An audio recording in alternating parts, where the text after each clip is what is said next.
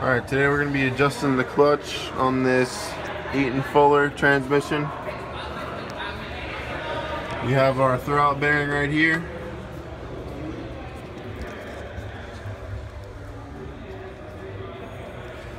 And then we have the clutch fork right there. Focus. So when the clutch is depressed, this fork pushes against the throwout bearing, and you need a space of 1/8 of an inch in between this fork and the throwout bearing surface.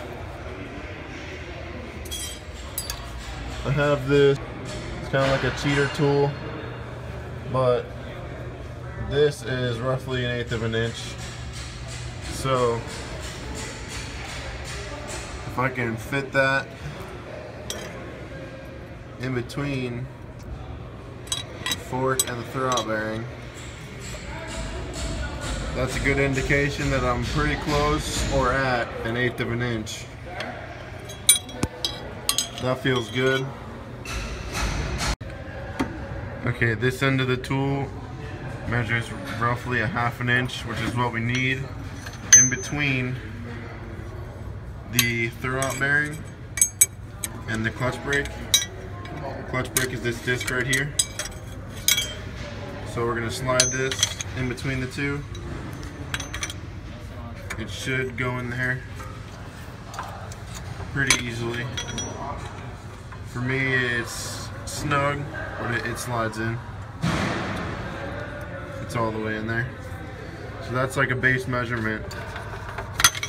That's just tell if you're even close to where you need to be. I'm really close between the fork and the throwout bearing,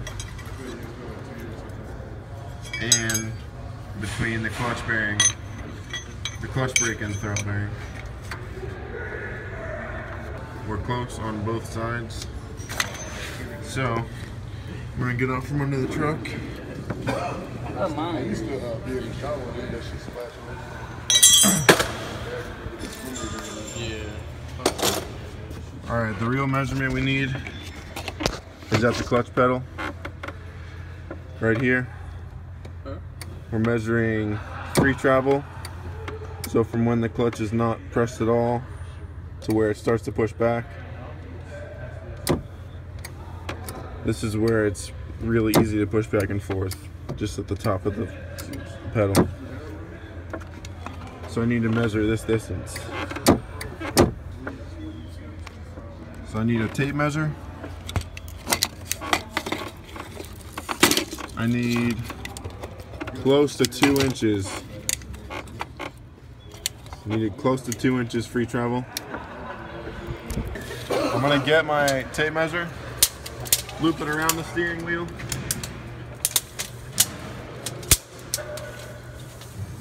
Hook it to the clutch pedal.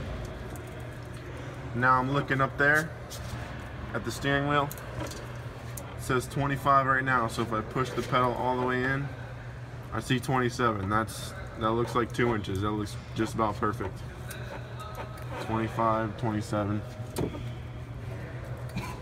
Alright. That looks good. Now,